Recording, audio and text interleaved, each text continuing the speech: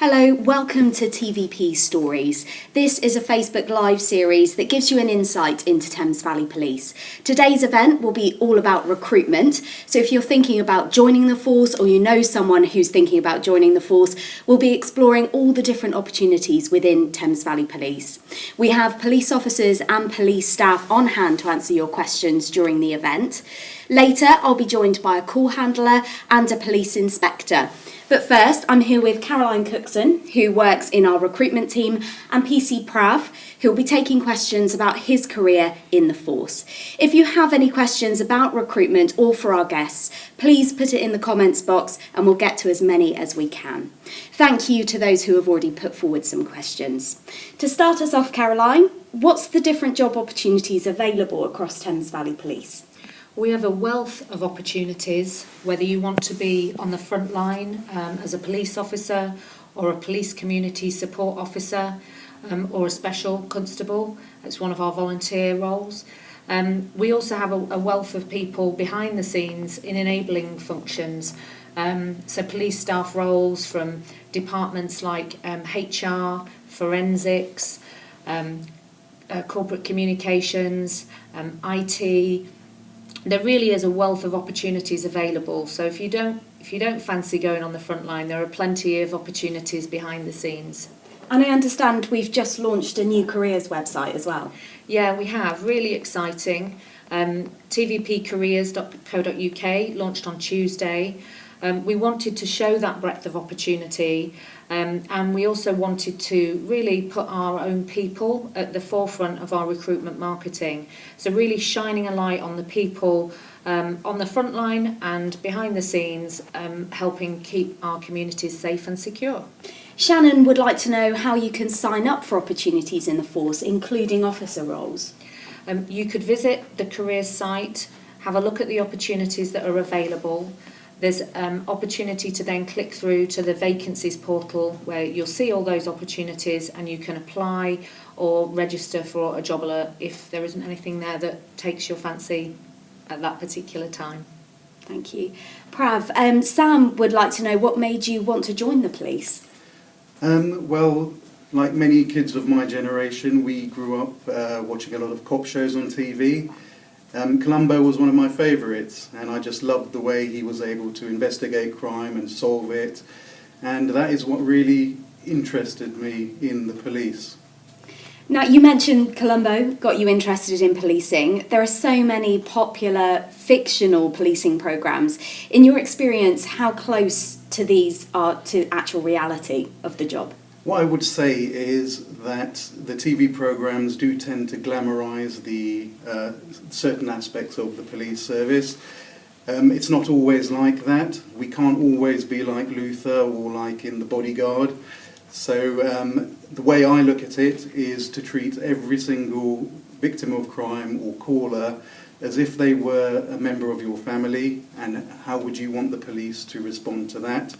If you can investigate that to the best of your ability and to provide them with an outstanding service, then I think you can't go wrong. So it's not always going to be the fast cars, but there's going to be lots of other satisfaction just in helping the public. And can you tell me a bit about your career? I've had a fantastic career to date. I actually joined the police service quite later on in life. When I was age 31. I started off studying at university in hospitality management, so I went into that career, but that gave me a good basis of life skills. So then from that I then joined the police. I was successful through the various recruitment stages, and at age 31 then I was successful, and I joined as a uniformed officer on an incident and crime response team. That was dealing with 999 calls and any other calls that our control room would send us to. After doing that for a few years, which was the probationary period of 2 years, I then moved over to an investigation team where I then investigated local crimes in the area. From that, I moved to become a community and diversity officer. That was investigating hate crimes, and then also working very closely with community leaders and faith leaders in order to try and build good relationship between the police and the community. From that, I then moved on to neighbourhood policing, where I was given a beat area and I was responsible for that particular area. I dealt with various issues, which could be neighbourhood issues, antisocial behaviour. I did that for a number of years. I then became a neighbourhood supervisor, where I then had responsibility for some PCSOs. From that, I moved to my current role, which is safeguarding. So I now work very closely with the local authority. I work with the health sector, the education sector, the probation service, and what we do is we try and safeguard vulnerable people, and we safeguard them as a multi-agency partnership working to safeguard them from being exploited, either to being victims of crime or to going on to committing crime. So I've been doing that for a number of years now, and now after 16 years I'm actually going back to my initial sort of ambition to become a detective, and I'm going through the process to apply to be a detective. Thank you. Carl would like to know if there are lots of development opportunities in your experience on the front line. I found there to be many developmental opportunities.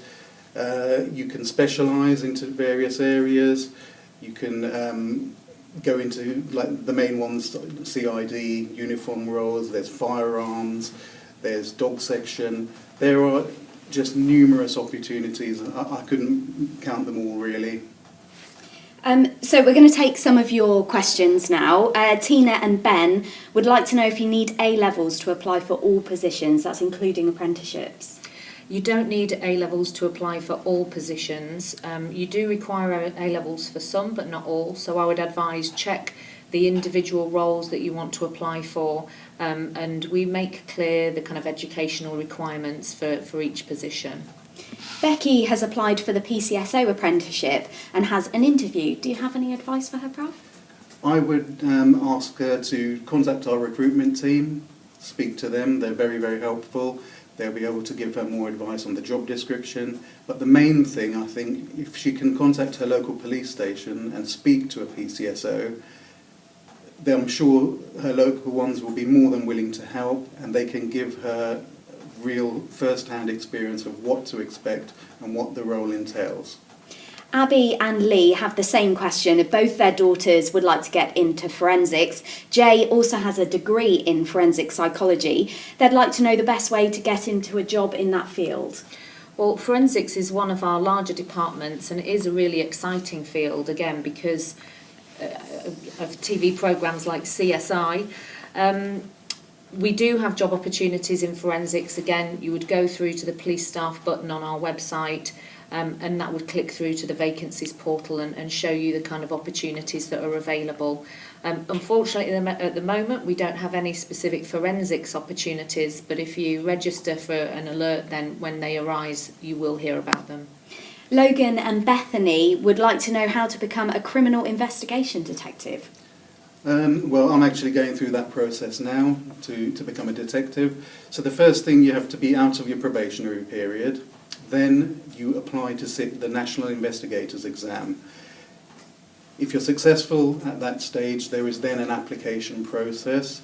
You go through that application process, and then if you're successful at that stage, you will be then posted into one of our investigative teams. So we've got numerous ones. We've got what we call local CID, we've got force CID, we have major crime. We also have public protection units that deal with child abuse investigations and also domestic abuse investigations. So there are numerous opportunities, but the first stage is to get through that exam. Thank you. Daniel asks, how old do you have to be to join the police? You have to be a minimum age of 18. 18 to 55. Raquel is in Maidenhead. What's available for her and others there? Again, you'd be able to look on our vacancies portal, and you should be able to search for location as well as for job role as well. And Em asks if you need a degree to join TVP. You don't need a degree to join TVP, assuming that they might be referring to police officer roles. You don't need a degree to be a police officer, although many people don't join with a degree. There are many different opportunities for those without. Thank you very much for your time, Prav. Next, we're going to be exploring the role of our call handlers. We'll be talking to one of our call handlers, so please get in any questions you have for her.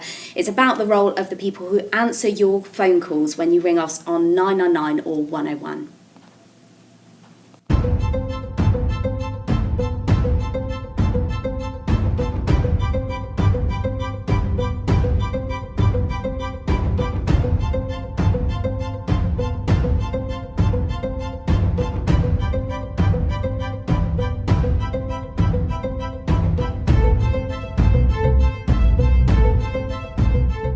I still remember to this day my very first call. A lady called because her partner was outside knocking on the door frantically. She was absolutely screaming on the phone. It turned out that her partner had smashed up her car that was on the driveway.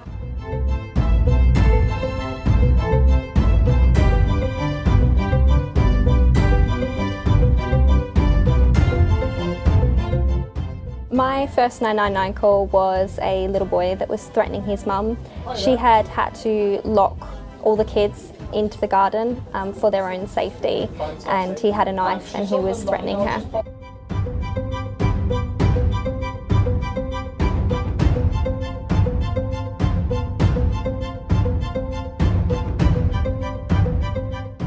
It turned out that it was somebody that was causing a disturbance, and we did need to send police officers there, and we managed to do that. So and I was just relieved that I'd actually taken my first 9's call.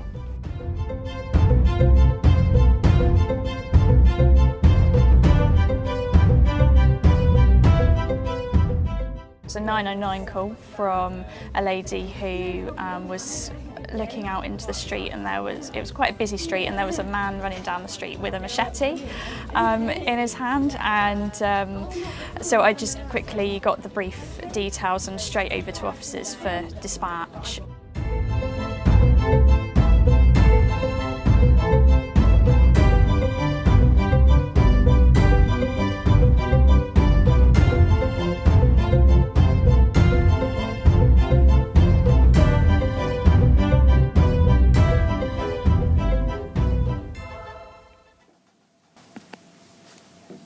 Hopefully that gave you an insight into the vital role that call handlers have at Thames Valley Police.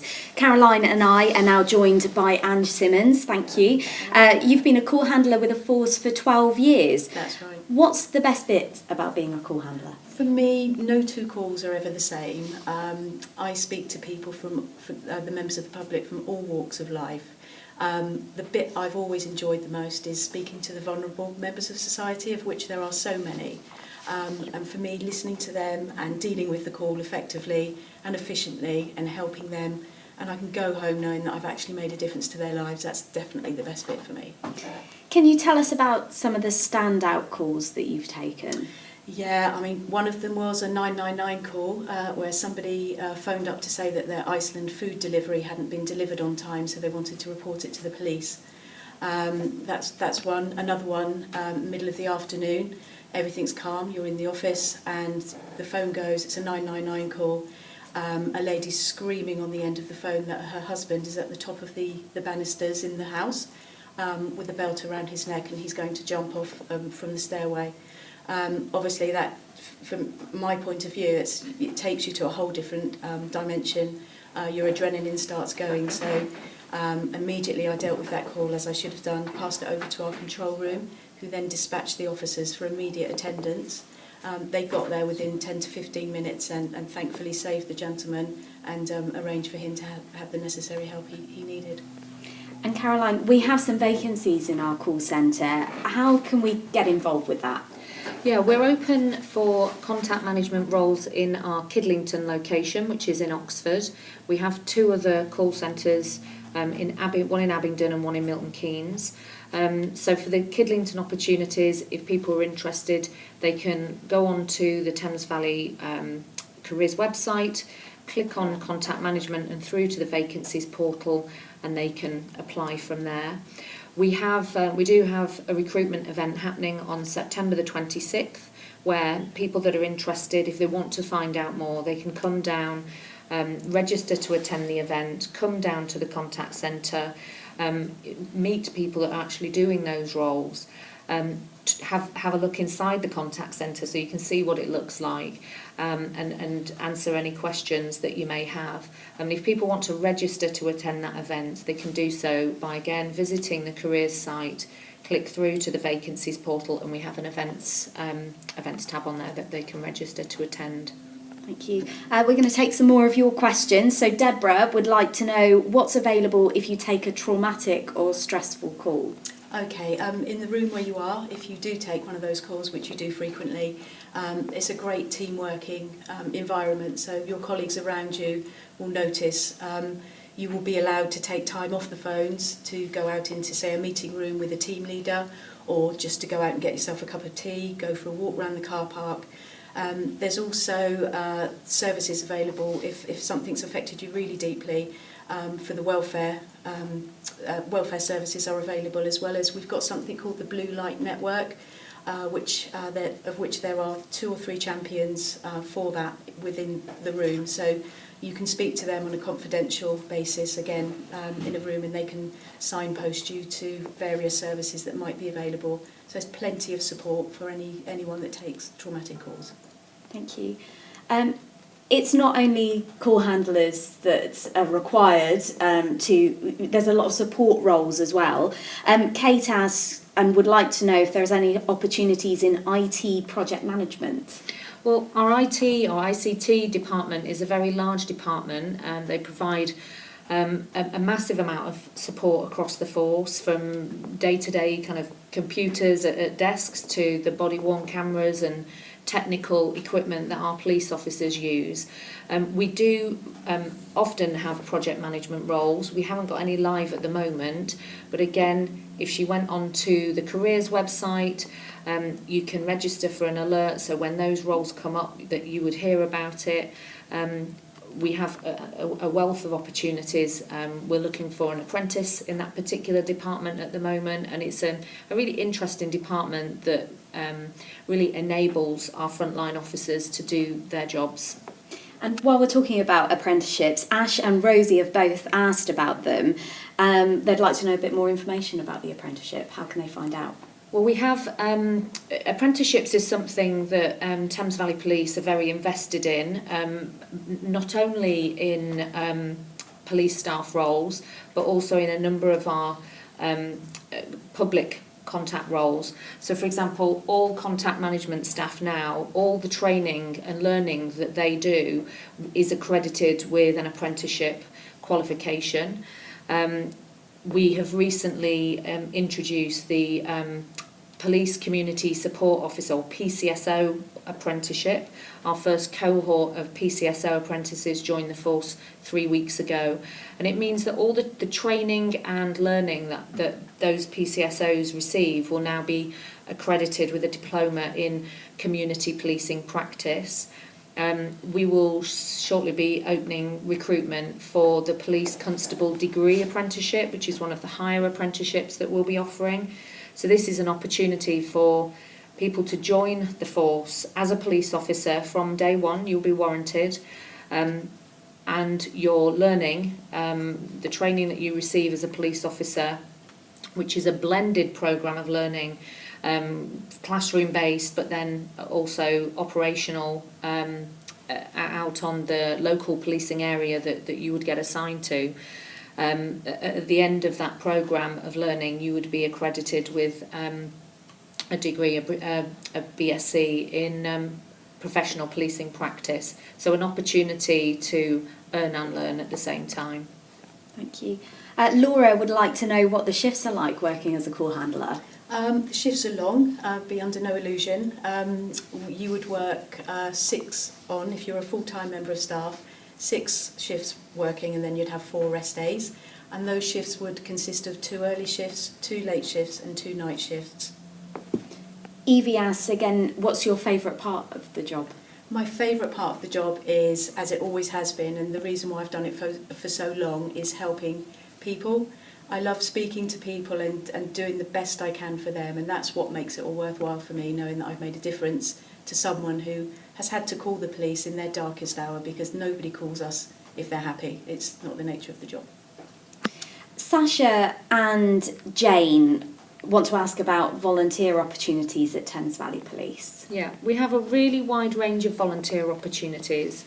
And again, you can go onto tvpcareers.co.uk, click through to the volunteers section. We have volunteers helping us in a whole host of roles, from some administrative supporting positions. We have a number of force chaplains, multi-faith force chaplains that provide kind of a listening ear, pastoral care to people across the force. We have one of our really popular volunteer roles is our puppy socializers. So those volunteers get to look after our future police dogs and help them to become confident and ready to start their public service. We also have some fantastic volunteers that help us at our training centre in Sulhampstead. They're role players, so they act out the parts of civilians, from reporting a missing person to actually being a perpetrator of crime. It enables our student officers to learn in as close to a realistic way as possible. So loads of opportunities to volunteer, and our volunteer opportunities are not just for people who are retired. Whilst there are a lot of those people that help us, we welcome people from all ages who want to contribute and contribute towards making our communities safer and more secure. And you mentioned earlier about inappropriate calls. Max would like to know how you deal with them. Robustly. You just tell them that they should not be ringing 999. So going back to my Iceland call, just reiterate what the 999 line is actually for, which is for life or death emergencies, crimes in progress. So you just have to tell them that that's not what 999 is for, and end the call. And just try and educate them, because a lot of the time people, through their own ignorance, I think, they don't actually know what they can and can't ring 999 for. So by us educating them, then hopefully for a lot of the people, they won't do it again, although I fully appreciate people sometimes will. Thank you. Thank you very much for your time, Thank Ange. you. We're now going to show you a typical 24 hours in policing.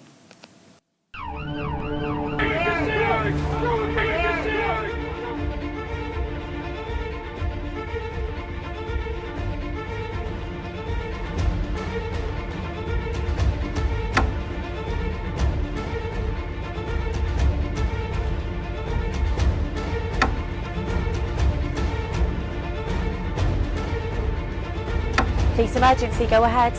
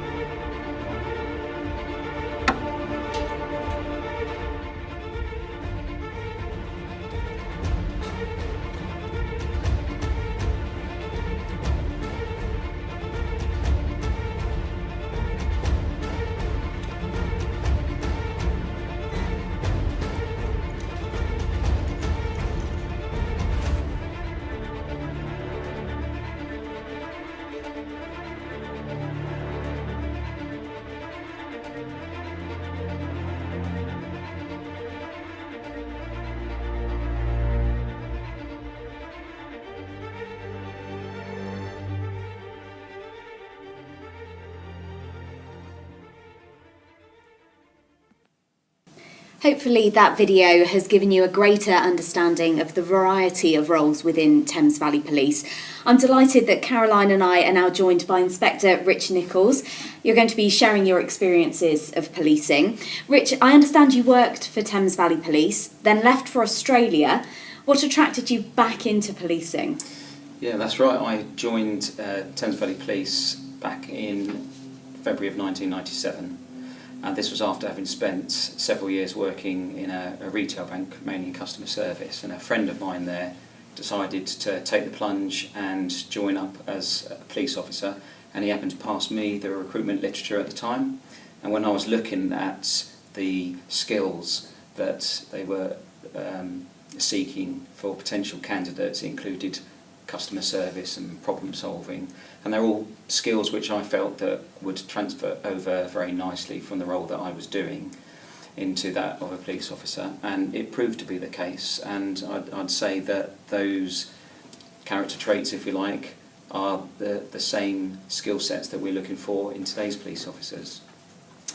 I had a fantastic career. I enjoyed every minute of it working here in TVP, and I was a neighbourhood inspector up until 2010, when I was fortunate enough to be granted a career break that allowed me to explore other things with my family. And that included, for me, having further experience working in law enforcement in Australia. But the one thing that I could never really get out of my system was being a police officer, and in particular being part of this organisation. Now, when I came back, it wasn't an option at the time for me to return to my former rank as an inspector, and so I had an alternative career as a civilian here, working in local policing, and that changed earlier this year.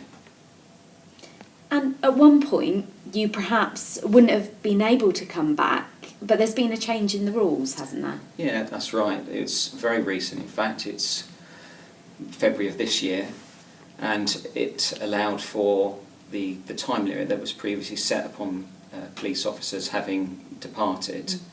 That got removed, and it also allowed forces to individually determine that they could bring back former officers at their former rank. So it's a real significant change, and I'm sure it's something that will interest other ex-police officers such as myself. And so I was very fortunate to have a lot of support from senior officers. I'm very grateful to our Police Federation as well for lending their support. And I went through the recruitment process, and I'm very fortunate in now being on a team, an ICR team based at Banbury. Fantastic. And what do you enjoy about being a frontline officer? I think it's that variety. We will never know what sort of jobs are going to be coming in. No day is identical to the next one or the previous one. And I'm still bedding in, and I'm asking my own questions and getting a lot of good peer support. I've got a very supportive senior management team. But what I can see already is the commitment and dedication of my officers and staff across my police area. And I think that a fundamental part of my role once I've settled in is to then start to look at how I can best help develop them to become the next career detectives or roads policing, or to actually go along the promotion route. And to clarify, previously in the regulations, if somebody had been out of the force for 5 years or more, they wouldn't have been able to come back at the rank that they left. Now that period of time has been removed. So if somebody left policing 6 years ago, 8 years ago, 10 years ago, they could consider coming back now that those regulations have been removed. So to some of your questions, Chris would like to know if there's a chance of a fast track or transition course for specials into the regulars being introduced. That isn't on the cards at the moment, and that isn't something that we can offer. But what I would say is that being a special constable is a really great way to be involved in policing, either as a career special, somebody that has another career that they do as their day job, and then they come in and support policing by volunteering a minimum of 18 hours a month. Or we do have some specials that they enjoy it so much that they decide to become regular police officers as well. So unfortunately there isn't a fast track between the two, but there is no doubt that the experience people gain as a special, if they decide to make that move to be a regular, they've got some fantastic experience to draw upon throughout the recruitment process. Now, Carl asked some really good questions. One is, how long does it take before you can specialise in something? Well, currently there's a 2-year probation period. That is likely to change. I think it's increases to 3 years with the new scheme for degrees. Once you've completed your probation, after that point you are free to look at what else might be on offer. But just going back to the probation, it is quite a lengthy one, but that's really out of necessity, because there's an awful lot that officers need to be versed in terms of the law and also procedural knowledge. And throughout that time they're going to be working alongside experienced officers, but also being out in the communities and having that face-to-face contact. So it's really important that we get that right and give the officers all the skills and that equips them effectively to do that job. Yakin is interested in the degree holder entry programme, which you mentioned just then. Is this starting again in September?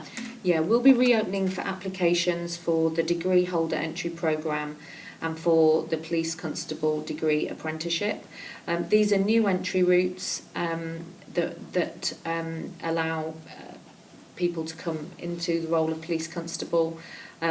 You can go onto our careers site and click through to our talent bank to register your interest if you're interested in those new entry routes. However, we are open for police officer recruitment now through our established entry programme, so that is available now if people don't want to wait. Tim would like to know if the job is ever performance related. For example, having to catch a certain amount of lawbreakers in one day. No, that is the short answer there. There's no target set for tickets to be issued or arrests, etc. We obviously have to be seen to be dealing with people fairly and impartially, and it would be totally wrong for us to set targets in order to achieve that.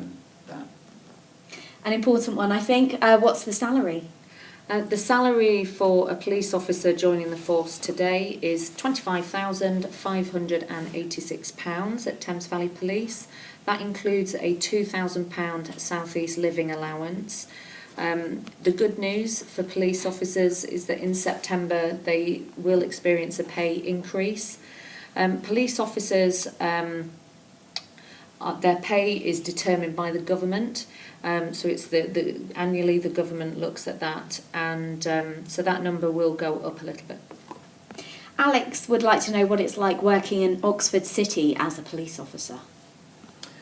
Oxford is a varied place. There's obviously quite a high number of tourists there. There's quite a lively nighttime economy. So there's quite a variation. You'll probably, if you work in Oxford, you'll get grounded in quite a few experiences in quite a short length of time. And I will just add that Thames Valley Police as a whole force, we're very varied. We have large urban areas, we have large rural areas. So this makes the policing that we have to do, it's so diverse. We're also a force that has some really interesting places to look after. We have the Prime Minister's country residence checkers, we have Windsor Castle, We have a number of large football clubs in our region. So there's a lot of diversity and a lot of variety in the kinds of things that police officers get involved in. Chris would like to know if the police offer ride-along opportunities. Yes, we do. If people are interested in, just to clarify, it might be useful to clarify what a ride-along is. A ride-along is where a member of the public can apply to join police officers on a shift. They will go out with those police officers on jobs and kind of experience what they're experiencing. They're obviously very safe at the same time. They won't be allowed in every situation, but they're there as an observer. It's a great way to really understand what the role is. Yeah, it's something that I did prior to joining, and as Caroline said, you get that immediate exposure to the nature and type of jobs that you could be dealing with, but within sort of a safe, controlled environment. Yeah. If people are interested in doing a ride-along, they can contact their local police station to apply. There is a very short vetting process that has to take place, and then they'll be assigned a date, and hopefully they'll enjoy it. I've experienced a ride-along, and I would recommend them. They're very exciting and very eye-opening, and a really good way of really kind of thinking, could I do this? For me, I decided no, it wasn't for me. I'm not as brave as some of our officers, but it was really eye-opening, and for a lot of people like Rich, doing a ride-along just firms up the fact that you want to do it and you want to go for it. Amanda asks what the shift patterns are like as a police officer. Well, on the incident and crime response teams, where I'm currently working, the pattern is 2 early shifts, 2 late shifts and 2 night shifts. There's some slight variations within that, but it's been standardised now across the force. So we should have more resilience, and we'll always go into rest day. We usually have 4 rest days after we finish each set of shifts. George would like to know if you need maths at GCSE level to become a police officer. Yes, you do. Not currently at the moment with our present entry route that is available now. That qualification is not required. You just need to obtain the certificate of knowledge in policing. Obviously, you have to be over 18 years of age. A full list of our eligibility is available on our website. When we move to the Police Constable degree apprenticeship, for those who do not have a degree, they will require maths and English at GCSE, grade C or grade 4 or above. Natasha asks about the CKP. Does she need to apply? If she wants to apply to be a police officer right now through our current entry programme, which is accepting applications until the 31st of August, she would need to get her CKP. She doesn't need it by the time she applies. She could apply to start, and as long as she has completed it at the point of formal offer, which could be several months down the line, that is satisfactory. If she contacts our police officer recruitment team, she would be able to get advice on how to get the CKP. It's done by online learning, and roughly takes between 8 and 12 weeks to achieve. And can you just tell us what CKP stands for? Yeah, sure. CKP stands for the Certificate of Knowledge in Policing. When we move to the new entry routes in the autumn, the CKP is not required. Perfect. Emma's daughter is studying criminology at A level. Would this be helpful for a career in policing? I think so, yeah. I mean, it's giving her an insight into crime and criminology. She's obviously got a natural interest in that subject, I'm assuming, if she's studying it. So, For the Police Constable degree apprenticeship entry route that we're reopening for in the autumn, having an A-level qualification would allow you to join that programme. So I wish her luck with her studies. Julie is interested in roads policing. What can she do to find out more? Again, you can look on the Thames Valley Police website, and the unit is very open, I'd say, to inquiries from people such as her. So if she makes contact through our website, then someone will be able to get back in touch and speak to her and just sort of talk through potential options. And earlier we were talking about the age limits. There is more outside of that as well, isn't there, with regards to our cadets and mini police? Oh, for young people interested in policing, we have cadets. We have cadets all over our force area, very much like the Scouts, I guess. So our cadets are young people from age 13. They get involved in adventurous activities, but also community-based activities. They obviously get a really good insight into policing. They support our local police areas. They may attend community events. They may help with community initiatives, as well as doing more adventurous activities as well. Anybody interested in the cadets should again look on our click through to the vacancies portal on our website, and you'll be able to find out more.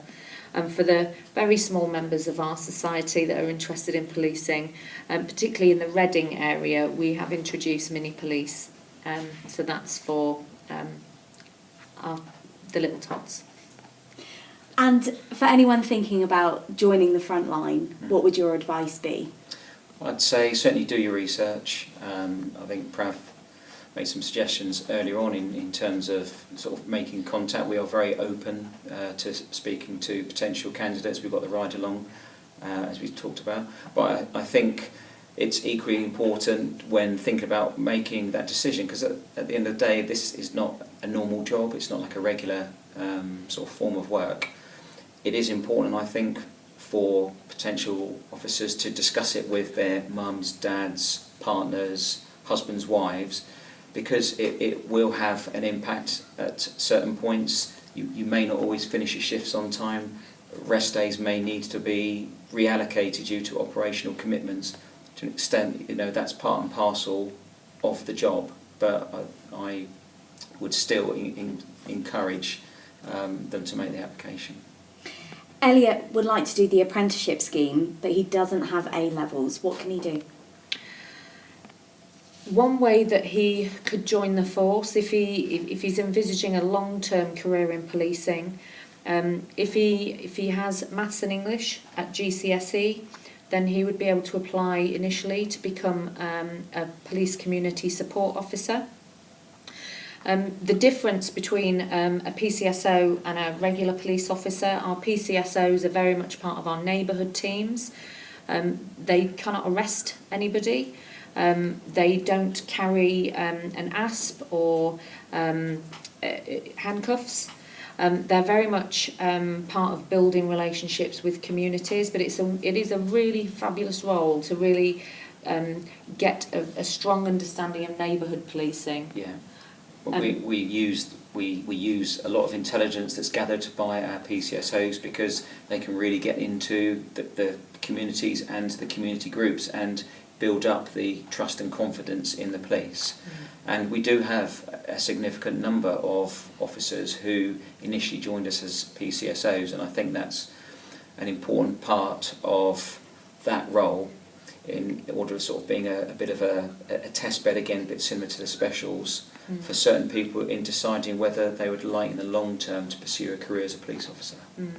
So if he hasn't got the A-levels, he could become a PCSO initially, spend a reasonable period of time in that role. Because the PCSO apprenticeship it's a level 4 diploma. Once he has that level 4 diploma, equates to an A-level, so that would then allow him to apply to become a regular police officer through the Police Constable degree apprenticeship. So there's a nice, there's a nice path there. But PCSOs provide a really integral part of our neighbourhood teams, and it can provide a really nice grounding, as it has done for many officers. And we're being asked quite a lot about apprenticeships. Where can we do apprenticeships? Which parts of Thames Valley Police can we be involved in that? We've got apprenticeships. We're really seeing a lot of value in apprenticeships, and they're definitely growing. Apprenticeships are not like they were back in the day. They're not just for young people, and they're not just for they're not just for college leavers. They're for career changers as well. We have apprenticeships across a number of our police staff roles. So all our call handlers and contact management staff now, all their initial learning is accredited with an apprenticeship qualification when they complete that. And it's about recognising that learning and making sure that people feel accredited and feel that they've got a qualification from that initial learning. So many police staff roles, we've had apprenticeships in our forensics department, our ICT department, our people or HR department, our corporate comms department. We've had vehicle technicians that have been apprentices. We have an apprentice tab on the careers site, so I'd suggest that people click through to there. But apprenticeships are great because they give people the opportunity to earn and learn at the same time, and we find that they are growing in popularity. Kim would like to know if you still need a manual driving licence to be a police officer. Yes, I believe you do. Yeah. Okay. And what opportunities are available outside of the front line? What other departments are there that we can get involved with? Well, I just mentioned quite a few of them when we were talking about apprenticeships, but we've got some really big departments like forensics, ICT. We have we employ almost 8,000 people. We have a large people team and HR department that has a variety of roles within it. We have, our cars need looking after. We have a large vehicle maintenance department. We have lots of our specialist departments as well require police staff support.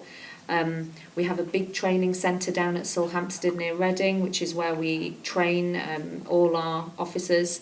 There's a big training team down there. I'm just trying to think what else I've missed. Corporate communications, it's very important to us that we communicate with the public, that they know what we're doing as a police force. Operationally, and we have a big corporate communications department that help us with that. So there's lots of opportunities outside the front line, and I think the common thread that runs through everybody at TVP, whether you are a frontline officer or in one of the enabling functions, is we're all contributing towards keeping our communities safe and secure. So we're a very different bunch of people. There's people from all walks of life, but everybody is here with a common purpose, and it really does feel like we work as a big team. Simon would like to know if you accept mature applications for people without A-levels or degrees. At the moment, for our current entry programme for police officers, you don't need an A-level or degrees. You just need the commitment to complete the Certificate of Knowledge in Policing. When we introduce the new entry programmes, the Police Constable degree apprenticeship, if he hasn't got A-levels but he has significant work experience that demonstrates an ability to study at degree level, so that could be a reasonable amount of customer service experience, maybe he's managed projects or people in a previous role, if in that application he can show that, then his experience would be assessed, and if the experience would be deemed to be equivalent to an A-level, then he would need to go through that assessment, which our recruitment team can advise him on, and then he would be able to apply. David would like to know if there's height restrictions in joining the force. I don't know if that's different. No, I think there was back in the day, but not anymore. Rich, what do you believe are the best attributes to have as a police officer? I think first and foremost you need to be able to communicate with people and to remain calm under pressure, because a lot of the situations that officers will be sent to, emotions will be high. There might be instances where there's violence, and the officers need to be able to keep their wits about them and be able to make calculated decisions in order to deal effectively with a situation. So I'd say that definitely communication skills I'd put first and foremost. And what's your advice to aspiring young officers? I would just say enjoy your career, keep an open mind, because these days a career is potentially going to be a long amount of service. You can specialise most broadly at police constable level, and that's something probably to bear in mind and judge whether you want to do that compared to go down the promotion route. But each person, their own journey is going to be a unique one, and there's a lot of support in the organisation now, as well as peer support that can help people make their own decisions. And as Prav mentioned earlier, when Prav joined the force at 31, he aspired to be a detective. He'd been inspired by the programmes that he'd watched to be a detective. 16 years later, he is fulfilling that ambition. So I think that for me, that's fabulous, because it just goes to show how, his career may have taken him in slightly different directions, in between that time.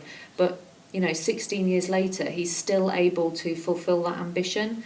There's not many careers that really allow you to do that. We've had quite a few questions asking if being in their 40s is too old to apply for a role as a police officer. Absolutely not. I have, in the time that I've been at Thames Valley Police, I have met a large number of people that joined the force in their 40s.